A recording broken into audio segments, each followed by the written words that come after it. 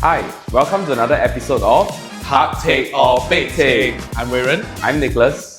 and we are an education lifestyle podcast where each week we discuss a topic, and at the end of each session, we decide whether or not it is interesting, which is, TakChek, or frustrating, which is. PekChek. Okay, so for today's topic, we are going to talk about the PSLE in general, because we are very, very close to the PSLE release already. When is the release of the result again? I believe the PSLE release will be on November 20th, I think, according to her official sources. November 20th, Yeah. okay. So, okay. how many days away is As of that? We this are podcast, 1 week. Yeah, 1 week. I think we are almost 1 week away. So I think by the time this podcast is released, I think the PSLE results will be out by then already. So we want to talk about a few things, like just the PSLEs in general. Okay, so I think the first thing that we want to talk about is the transition to the old T-score system all the way to the new T-score system. So Nicholas, do you remember last time when we received our PSLE results, right? The old T-score. So I just be very candid with you. My T-score was like 239. Okay. For yourself? Mine was even worse. Mine was 226. Okay lah. I mean, it's all right. I mean, Yeah. so do you have any idea how the T-score is scored? I think theoretically everyone thinks that the T-score is scored and it's upon 300. Upon 300, right? Yeah. People usually have this idea that it's upon 300. Yeah, but the confusion is that we have Chinese, English, Math, and Science. And if each of the paper is 100, then shouldn't the absolute be 400? or there was some talk about each of the subject itself has different weightage, and they will take a certain percentage of it to sum it up to 300, and it's at the whimsical. Then they reduce it back down to 300, right? Correct. And there was also talk about that is to the whimsical of the ministry. If this year people do very well for Math, then they take a smaller percentage for Math. Wow. I don't know. This is just all the hearsay. Okay, so actually, right, the calculation of the T-score is on the MOE website itself, and I think there are a few other sources like Mothership and Straits Times. They actually did cover how the T-score is calculated. So basically, it's based off a formula. I think in post, our editor can add in the formula. All right, so it's basically the formula is T equals to 50 plus 10 times the raw minus mean divided by the standard deviation. Okay, so this one is a slightly more complicated formula, but the fact that we have this portion over here of your raw score for each subject minus the mean score for each subject divided by the standard deviation, right? This automatically means that we are taking all our students and forcing them onto a bell curve already. So essentially, I think for those of you who studied like statistics and normal distributions or bell curves in general, I think you will know lah. Basically, there is this additional component where we are asking ourselves, okay, how much better did I score for my subject compared to the rest of the entire cohort?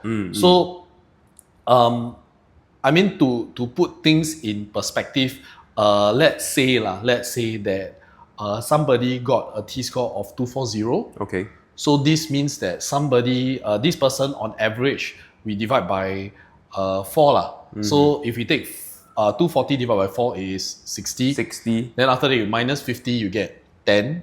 So you divide by 10, you get 1. Okay. So essentially, this person's score is 1 standard deviation away from the average score, the cohort average score. So this simply means that to put it in layman terms, we're talking about very technical things here. So to put it in layman terms, this particular student is essentially 84% better than the entire cohort. So this means that for every single subject, this student is 84% better than the rest of his peers. And by 1 standard deviation, we are looking at 15%. We are looking at 30+% actually. Okay, so if it's 1 standard deviation away, I mean from the mean lah, mean. Of course, once you go further away from the mean, then is because we have to divide the standard deviation on both sides, right? Yes. Okay. So the students who are performing better than 84%, so that is if they are getting like So actually an absolute A, there's no empirical number for A. So yes. So imagine if the entire cohort all got A's, right? So let's say that year the PSLE paper is very, very easy lah. So the entire cohort, let's say they all got A's. This means that maybe 90 is the average. Okay. Then maybe 91 or 92, right? That is one whole standard deviation away already. So Viren, I've always questioned like why is there a need for bell curve? So like what you mentioned is to make sure that the grade, all right, be it A, B, C, D, or E that you get, it is with respect to the cohort. Yes. So this is a very different kind of message that's being sent when they are doing internal testing because it's based off number and range, right? And range itself from there. So actually that year, if your cohort peers are smarter or if the papers are tougher per se, all these kind of external conditions will actually affect, if let's say you are a common 85% scoring person, but because that year the paper was extremely difficult, you could have been bumped up to maybe like an A star or something like that. Yes. So let's say, I mean, there are a few reasons why statistically it makes it, it's more advantageous to use the T-score system, or rather it's more advantageous to bell curve everybody. I think from a setter's perspective, the setter can worry a lot less about balancing the paper from year to year. So this means that if let's say this year I set a very easy paper versus next year I set a very difficult paper, I know that at the end of the day, my students from year to year will be getting a similar T-score. Because after all, everybody is going to be moderated, right? This begs the question, if let's say from year to year, if let's say we have a student who did very, very well normally, and then they suddenly take a very tough paper, then they may feel that it's not fair, right? And when you are dealing with moderation sort of case, right, I think you and I, we've been through the whole university system where they actually do the moderation and then they bell curve, especially when the paper is easy. So easy papers after moderation is actually more dangerous because this simply means that your margin of error becomes very, very small. So one standard deviation away could simply mean like maybe those just 1 or 2 marks, right? So 2 marks can get you maybe from an A and bump you down to an A star already, which is very, very. Some people may say that this is also like unfair. But I would like to raise a point here. Okay, I mean a little bit sidetracking from this topic here is in terms of difficult and tough papers. So if it's tough per se, okay, we use like a subject as a benchmark. Maybe we use primary school mathematics as a benchmark. All right. So if let's say you have a tough mathematics paper, are you trying to sieve out students who are of a higher caliber than a lower caliber compared to if let's say you were to set an moderately easy paper, I would say, then are you trying to sieve out students who are more careful than the other students? So the correct way, I mean, the correct way to set, there is a correct way, there's a wrong way to set papers. So my personal opinion is not all schools are setting the papers the correct way. But I believe the correct way is to set a paper such that you want to balance the paper such that there is a significant number of questions which the students can do, or rather, you simply want to test the basic knowledge and the basic proficiency of the student, and then there will always be a few differentiating questions to distinguish those students that really like they got it. Yeah, so you know, after PSLE, usually in SG, exam Reddit or something like that, yes, people will be people going will always be complaining about the question. Then there will always be somebody who say like, "Oh, my son left the exam hall crying and puking." Yeah. So what is then the okay? Like, so you are saying that we should have a majority of the questions who are generally there to test the concepts. Yes. Then we have a couple of questions to differentiate your caliber. But when the papers are very tilted, such as it's an upside down, whereby you have the majority of the questions who are notoriously difficult, and then you have a few of these landmark, key points questions, then what exactly are we trying to sieve out? And then we are going to sort of like cover our tracks by saying that, you know what, it doesn't matter how you do, we will still use the bell curve system to moderate everyone. Because if everyone felt that this paper was tough, then we will base off your performance to assign a grade for you. Yeah. So this could also very well be done in a more relaxed and stress-free method, like you give a suitably doable paper and then you use bell curve. So I think MOE has always been setting the papers to their own rubric. Okay, So I believe MOE's standard should follow what I mentioned. So year after year, it's just that every year we always see those very, very vomit-inducing paper, tears-inducing questions, right? Yeah. Because that specific one or two question really call into focus, like bring everybody's attention to that one or two questions due to some very vocal parents on Reddit. But I do believe like the remaining, I don't know, 90% of the paper will be quite straightforward. Like pretty straight, like doable. It's just that imagine if you are a PSLE student. I can understand the parents' perspective. If you are a PSLE student, you imagine you grind paper after paper after paper after paper, right? And then in the end, the PSLE sets a single question that you cannot do. And then you in your head, like if I were a PSLE student, I would be like, oh no, I can't do this question. How?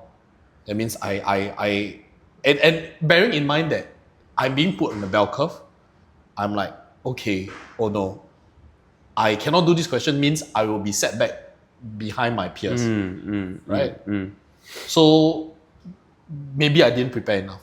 Right. So I can imagine, I understand that there is a lot of stress that's involved with that kind of mindset. But yeah. So will you think that with this whole bell curve system and all, and we are pivoting over to the new AL system, all right? And this new AL system was pioneered in 2021. Yes. And the tenure of the T-score system started in 1973 all the way to 2021. So we are looking at a little bit more than 50... Almost 50 years, like almost 48 years, yeah. So this whole AL system, maybe you walk me through what was the mindset behind pivoting over to the AL system. Okay, let's take a look at what MOE says on their side. So is to reduce fine differentiation of student examination results at a young age. Okay. And to recognize children's level of achievement regardless of how their peers have done. And I think for the AL system also, I believe long time ago, I believe Minister gave a speech at the time. I can't remember. I think 2021 it was still Chan Chun Sing, right? Yes. If I recall correctly. We can fact check yes. after that. Yep. But the minister the minister then did mention that the exams will not be normalized anymore. The bell curve will not be forced. Okay. Right? So students will just be given their absolute... They take the paper, they get their raw score, and then that's it. We'll use that as the AL. Right? And I think overall, once you take the raw score, at the end of the day, once all the students get their respective ALs, and their aggregate AL, I think when they apply to the schools also, like it boils down to the same thing where the students who do a little bit better will naturally gravitate, be able to be eligible for the better schools, and the students who don't do so well will go to the poorer schools. No, not poorer schools. Okay. All schools are good. School. They will be gravitating to the good schools, but people who do better will gravitate to the better schools. Good and better. Okay, no poor schools. Yes. All right, fact check.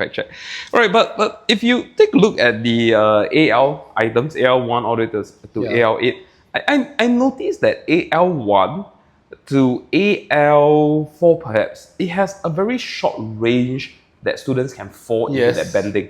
Alright, so for the listeners out there, AL1 is more than or equals to 90. Compared to in the traditional T-score system, 91 was onwards, for A-star. Yep. AL2 was 85 to 89. So I would liken AL2 to be like an A per se. Yep. AL2 and 3 was like the O.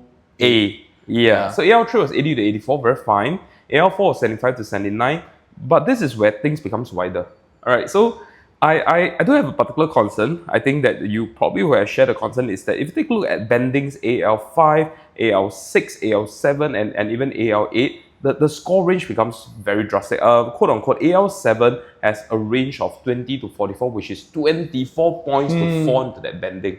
So yes, we are avoiding the very fine item over there, but if let's say you're someone that got like 43, because it's such a huge range, you got trapped inside the AL7 range and you can't get out of that. Yeah. So is there a merit to this, or should we put it to AL7A, AL7B? No. I think then that defeats the purpose of the of not having such a fine distinction, right? But I think the most, but I understand that it can be very, very frustrating for parents and students. Like, I do know of parents, especially the AL6, because AL6, like if you got study, but maybe you're not so good at math, for example, or your languages. Like, if let's say you get a 64, right, and then you end up in the AL6 band, which is from 45 all the way to 64. Then your raw score will jump up super high. Yeah. Right? So imagine, like, to us, having gone through secondary school, I think, and the parents also having gone through secondary school, 64 is like not bad already. Like. It's like a B4. B4. It's like a B4. And then you're telling me that a B4 is the same as a D7. Correct. You're telling me that a B4 score is the same as a D7. And imagine from a student's perspective, like, I can imagine if like you're on the fringe, it's very, very, very discouraging. But the ministry does have a certain sort of, I don't know, we consider as a rebuttal to it. They mentioned that AL 1 to 4 for our standard subject is such that because they expect half of the PSLE cohort to be performing at that level anyway. Right? So the other half, all right, the middle to the lower AL, the scores are more widely distributed, which is what I mentioned, you have a bigger banding. And that is where the final distribution in raw range are less meaningful and would go against our goal. So they're thinking that if you're on the bottom 50%, they do not want to fine tune you too much, like as what I mentioned, AL7A, AL7B, AL9. So, I mean, if let's say we are hanging on to the whole range of per banding is 5 marks different, then by the time I think if you hit to 45, you're probably going to be AL9, AL10, AL11. It becomes not meaningful at that event from there. So I see there's some merit all the way up to AL4, which is where most students are. But like what you mentioned, those fringe cases, right? And if you're getting like 64 on the dot or 63 and a half, then yeah, it's a little bit depressing, because I'll say that will just bump your raw score up quite significantly. Just to share a personal anecdote, I have a cousin whose daughter, right? I think in P5 she got very, very traumatized by math. But when I talk to her, her language is great. Okay. And she's a very intelligent girl. It's just that I think in P5, due to some trauma that happened in one of her WAs, right? She simply couldn't get past the AL 6. Oh, okay. She keeps falling into the AL 6 bending. I think during her practice exam, sometimes depending on luck or how she performs that day, she may make it up to like AL 2 or 3. Then suddenly, after doing the next practice paper, right, she bumped down to AL 6 again. So yeah, I can imagine that it's quite discouraging lah. And again, the whole idea here is you get a 64, I put in so much effort, I get a 64, and then I'm still deemed to be the same standard as a person who's got 45. So I can imagine that it's quite discouraging. But you know, we are all tutors over here, and I mean, you do have a robust math foundation. Actually, the AL scores itself, you can back calculate, right? To sort of like range it to the T score. Yes, so I believe, so the AL system, I mean, our government, MOE, doesn't do things like overnight one lah. So I believe this system has been in the works for a very, very long time already. Okay. And you have more than 40 years worth of data to go and adjust and balance the new AL system. So when you have plenty of students taking the same exam, and we're talking about 20,000 over students per cohort, I think, right? When you have plenty of students taking the same exam, naturally their scores will tend to form a bell curve in and of itself. So I think over many, many years, I think the government has decided like, okay, this is how I'm going to cut off the AL, right? So if maybe you can use a secondary school example, like an IP school example, then maybe you back calculate for the listeners, like what is the AL that is of a conversion to the T score. Right. So let's say again, I do feel that the AL system has been nicely calibrated lah. So the thing is, from year to year, the problem shifts from being one of getting the student to perform better than the peers. Then so now the government, the responsibility is on the government to balance the paper such that from year to year it gives you roughly the same sort of distribution for the marks, right? So let's try to back calculate. So let's take SIDA, for example. SIDA girls. SIDA girls. Okay. IP or O level? So let's go with SIDA IP. Okay. All right. So SIDA IP. So let's say the T-score, I mean, traditionally, under the T-score system, if I recall correctly, to enter SIDA IP, I think it's around 250. I think possibly a little bit higher. Yeah. Yeah. But 250 definitely above 25. Yep. I mean, for simplicity, we can make it 250. So let's say we divide it by 4. I think what's 250 divided by 4? Slightly above 60 plus. 62.5. Okay. So you get 62.5, and then after that, you back calculate, right? And then adjusting your standard deviation and everything. This means that under the T-score system, this person would have scored 89% better than the rest of the cohort. So if they scored 89% better than the rest of the cohort, then if let's say we take this 89% as a face value sort of score, right? So this would correspond to, according to MOE's scoring, this will correspond to AL2 lah. AL2, like overall AL2. AL2. Wait, how do you get overall AL2 if let's say you have to have 4 subjects? No. This is for single subject. Okay. Single subject for maths. Okay. Math. Single subject. So, AL2. So, I think the responsibility now is for MOE to adjust such that, like, the old T scores, or rather not the responsibility. I believe MOE has done its due diligence and its due research to make sure that the bending of the paper, the balancing of the paper will correspond such that, like, there's a one-to-one matching. There's a one-to-one matching for the old T-score system and the AL system.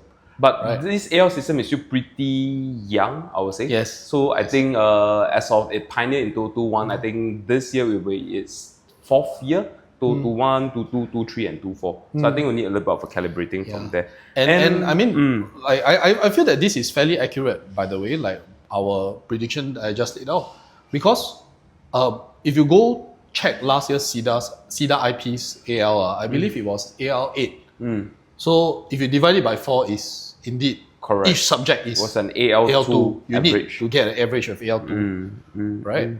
Alright, so I mean, we started off talking about the technicality of the scorings and all, and you know, at the really the crux of it is that I feel that for students themselves when they are doing their examinations, sure, I mean the AL system might be a little bit unfair if you fall into bendings beyond AL4, especially if you're in the borderline fringe cases, right? Yeah. But I also feel that in the old T-score system, they would have otherwise be given like a C or a D as well.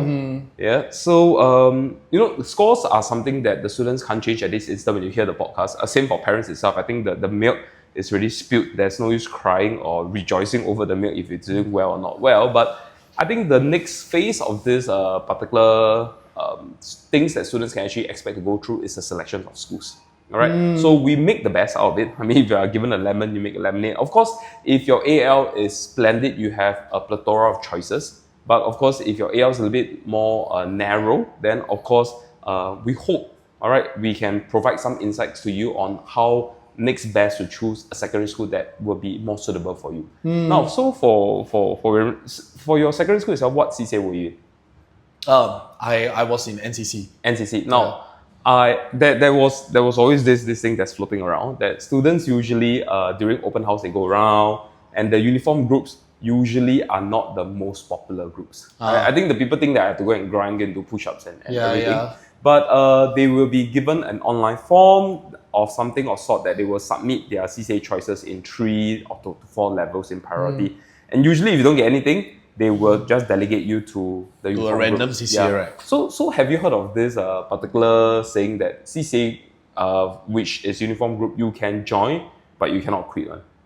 Yes. Yeah. So I wasn't allowed to leave. Yeah, you are not allowed to leave lah.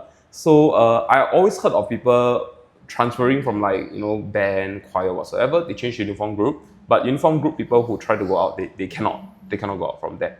So the reason why I'm asking this is because there are some students that I know of in primary school. They are from uniform groups like Boys Brigade, Scouts, and all. And some of them really like the whole uniform group idea, everyone come together and all. This is why I wanted to let everyone know that when you're choosing a secondary school, if let's say that secondary school has a particular niche CCA and it's aligned to the uniform group that you actually like. So that could be one of the deciding factors, right? Yeah, but often a time, all this kind of research details on whether the secondary school has a niche uniform group CCA is not being reviewed until the child is in the school and then they go for a CCA open house. You know what I mean? No, but I suppose there are some schools which are famous for their CCAs. I mean, if I tell you about SA, what CCA do you think about? Rugby. Immediately rugby, you think right? of rugby, or like. ACSI also is rugby, right? So there are some schools like Tanjong Katong. Tanjong Katong is famous for its band, right? Yes. So there's some schools which really the CCA precedes the name. But you recall, track and field. yeah, but you recall those days at our time, all right? That after we got our T-score, we were given a very thick booklet. Yes, I remember. Then the thick booklet has schools that is placed in alphabetical order. They tell you the locality, they tell you the estimated T-score based off last year they need to enter, and they do a short little write-up about the schools. I think that is a very nice gesture. I'm not sure if this is probably released to the students now, but in a digital format. Yeah, maybe that would help them to make more informed decisions. But a tool that the students now have and the parents now have that we don't have, you definitely agree with me, they have social media. Yes. So social media itself, whether is it TikTok, whether is it Reddit, whether is it, I don't know, if your school appear on Mothership, usually is for notorious reason. But anyway, with all this information, all this influx of information, I think one can try to use this to sieve out the culture that the school actually has itself from there. Yeah. So last time all the people had to rely on was what? Like the parent, all these parent like gossip circles. In the rumor mill. But now you really have something in the digitized form. And I think what empowers the students now is like if you're a 12-year-old kid, you can actually go onto Reddit. I'm not suggesting that the kids go themselves. I suppose they can go with the parents. Supervised. Supervised. Or at least the parents can also go and check. And they can make a informed decision for they can see what's the top with regards to each school for themselves, rather than last time. I remember as a secondary school kid, right? You tell me, St. Hilda's Secondary School, or you tell me Tanjong Katong Secondary School, Chongqing Secondary, like I have no idea what each school is like. And now I'm glad that kids now are able to get information firsthand from social media itself. For myself, just to share, during the pivot of P6 to Sec 1, my school, I was from Geylang Methodist Primary School. All right, so they organized a non-compulsory, I mean, you do it if you want to, a bridging between P6 to Sec 1. So I remember that really sealed in the deal for me, because that bridging orientation, I think it was 3 days, 2 nights, was held in Chongqing High School Main.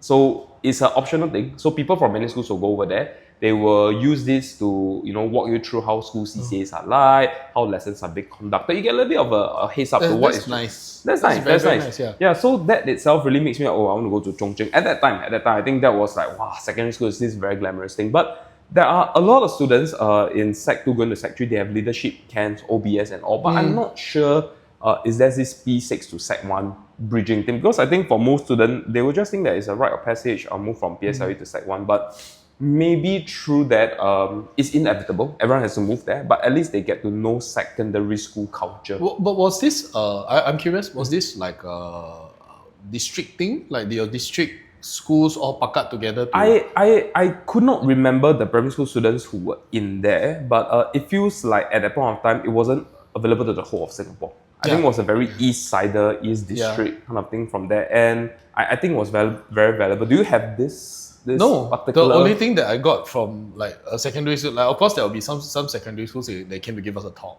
So I remember very, very clearly. So I'm not sure if you recall last time, we have to choose our schools first using our prelim score. Before getting our T-score. Yeah. Right? So we are always guessing like, what could my T-score be? And if I don't make the T-score, then what will be a safe second choice third choice, fourth choice futures. I think now students like they get the score, then they choose the school. Yeah. I think it's so much better. No, but I still don't understand the rationale. Why do I have to choose before I see my score? Exactly. I don't know if it's an administrative thing. I think it's an administrative thing. I suppose this will allow the schools to not have so many appeals, applications okay. Applications at one point in time, and I think for an allocation perspective, it might be a little bit easier. I think this particular thing, I don't know, is it a top-down thing? Because you recall we use our Sec 4 prelim score to apply for first 3 months in JC. Yes. I believe this has virtue. You use your prelim, get a feel. I think it's a different thing because for JC the papers still have to go to Cambridge, and then they have to grade it.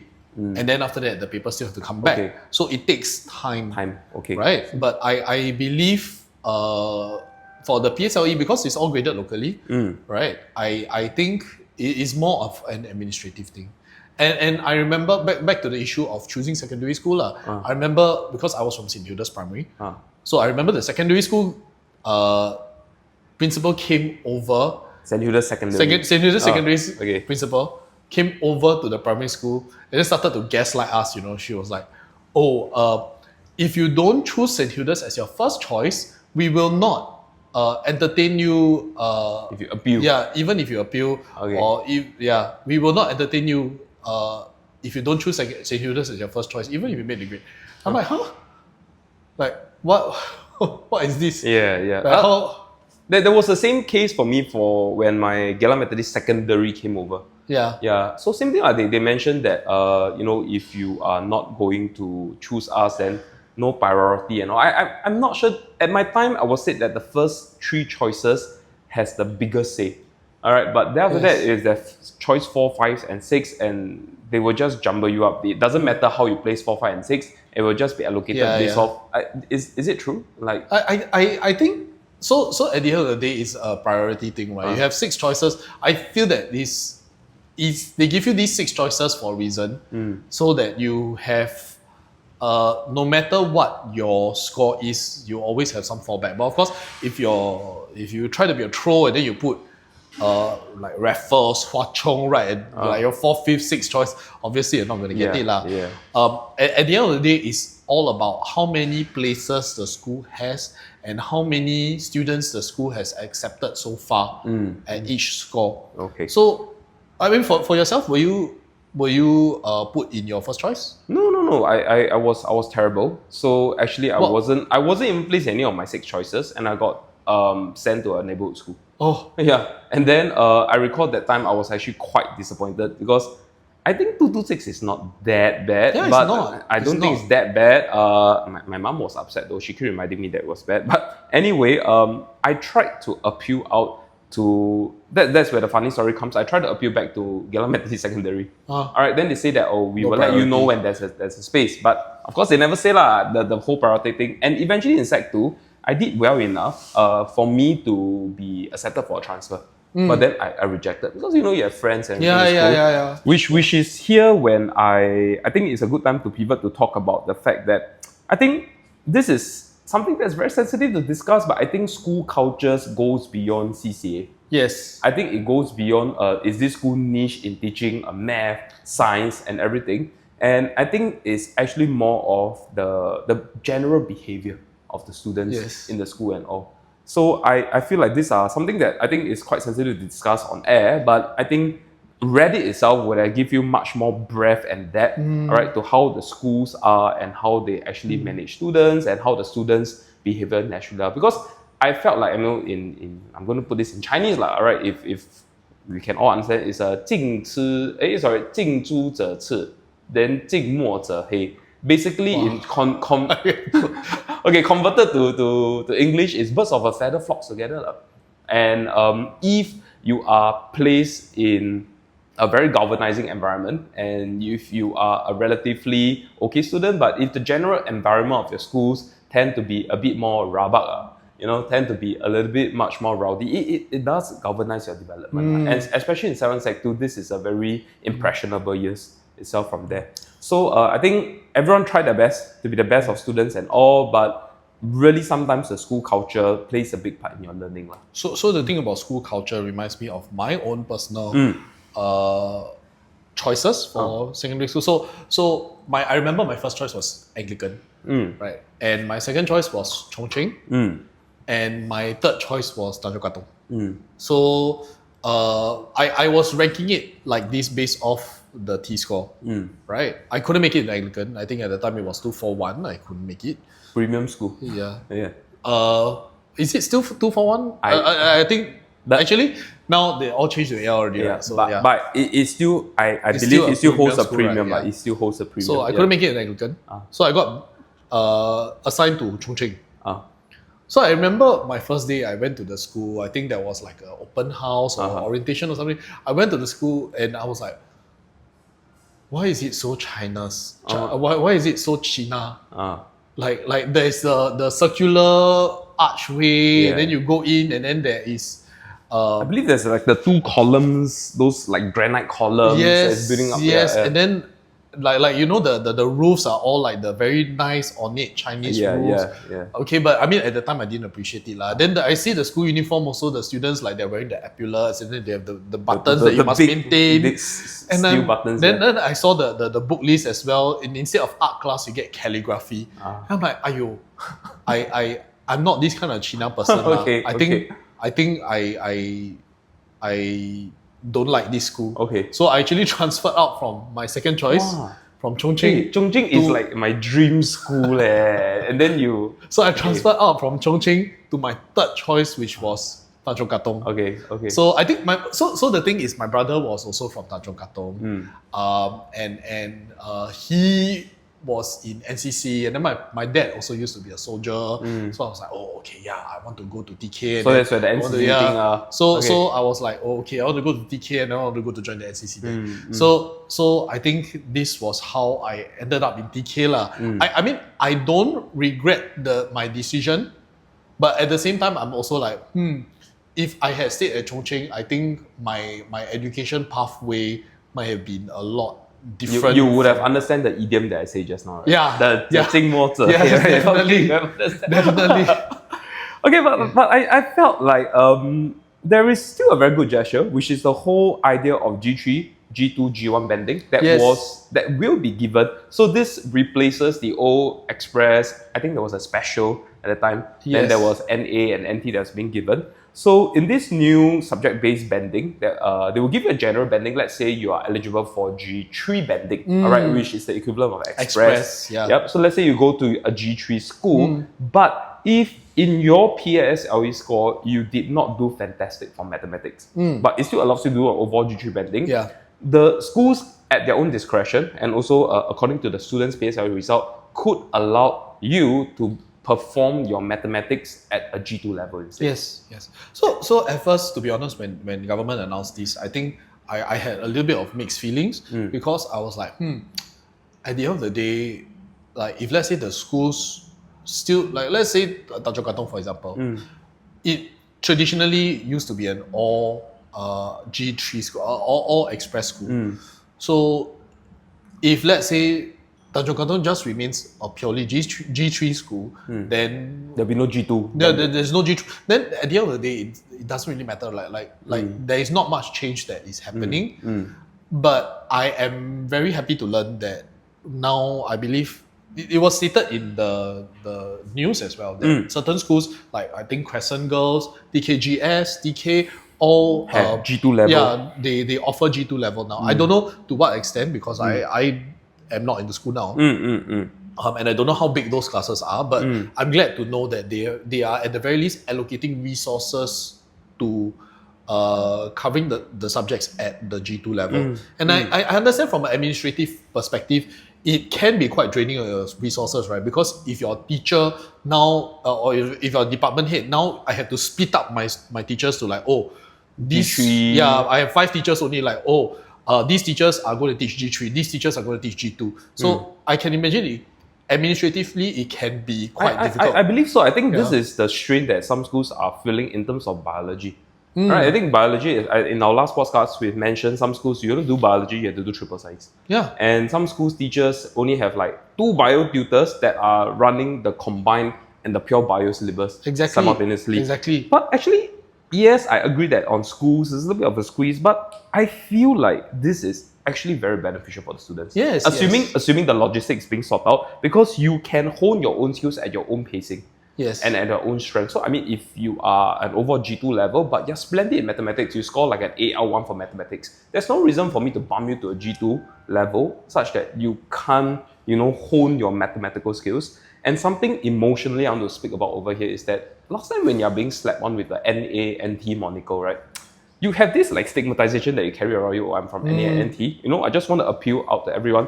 But now, let's say I have a G2 being slapped onto me, which is the equivalent of NA, I believe. But if I'm still practicing at G3, I feel like this try to dilute out the effect that you are on the G2 level, but actually you're just proficient to perform mathematics or science at the G3 level itself from there. So my wife used to work in a secondary school, a neighborhood secondary school, and she did mention that the mentality of the NA, the NT, as well as the express students, right?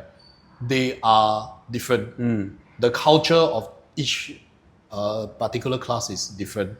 So I think, and sometimes not in a necessarily good way, or in a necessarily a beneficial way for the students. So I believe the express students have this, I'm the best in the school already. Okay.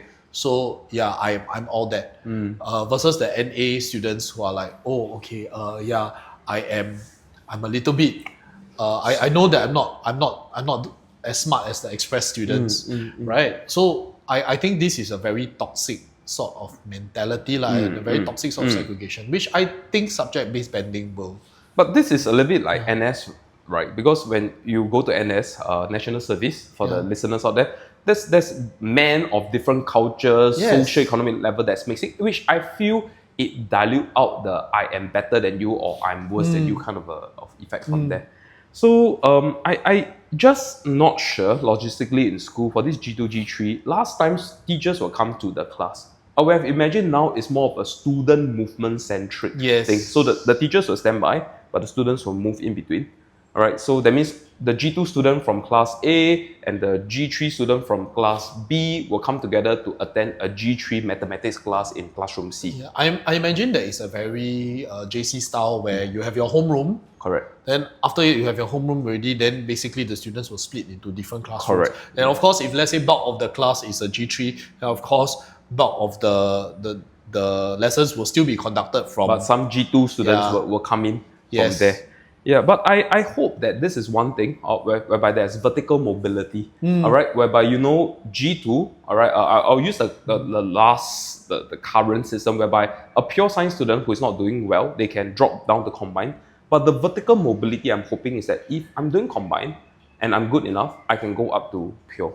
So basically, G3, if you're not good, you're knocked down to G2. I think that's natural. But G2, if you're performing well enough, there's a redemption that you can be bumped up to a G3 level from there. So speaking of combined science, I do think like when MOE first announced this, I was secretly hoping that they will scrap the combined science. Right? I dislike combined, not because I used to be from combined science or I used to be stigmatized or anything. I feel that like with this G1, G2, G3, combined science has a smaller place. I personally felt there was a little bit of a missed opportunity that they didn't just make G1, G2, G3 physics, chem, bio.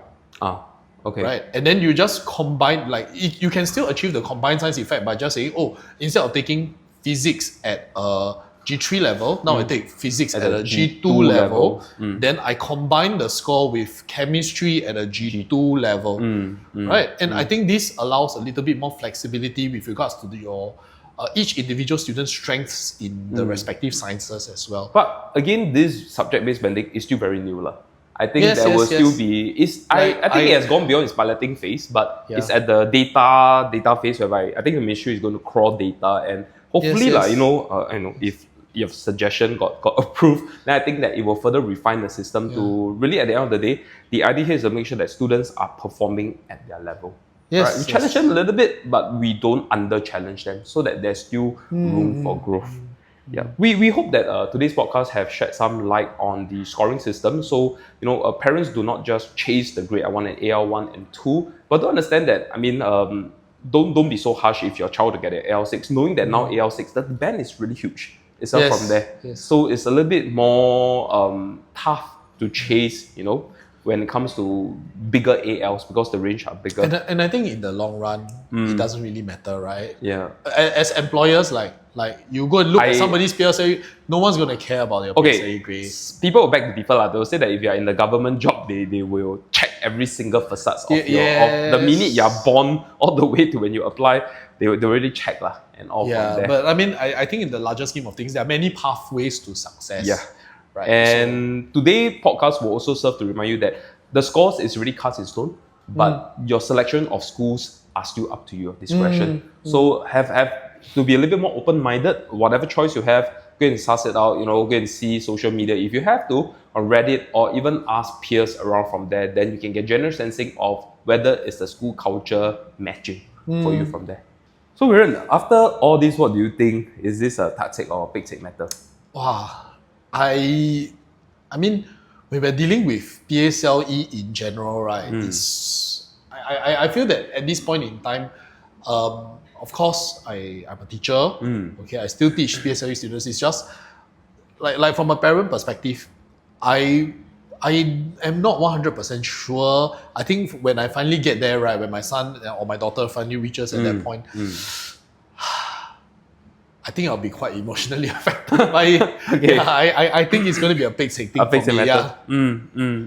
Okay, for myself, I feel that the scoring system, no matter how you change it, is it T-score, is it AL, or you change to whatever new kind of acronym and whatever, I feel that is genuinely for the parents a very PekChek thing. And for the students, a very PekChek thing as well. Because they are forced to be graded at a very young age, and then no matter what kind of narrative you want to say, that will have a gigantic impact on the educational path they're going to take. And I think in Singapore, in a very meritocracy kind of society, that will have a giant impact on their future itself from there. But in terms, I don't know if I'm allowed to have two opinions, but in terms of the G3, G2, G1 banding, I think I'm more towards the TakChek side.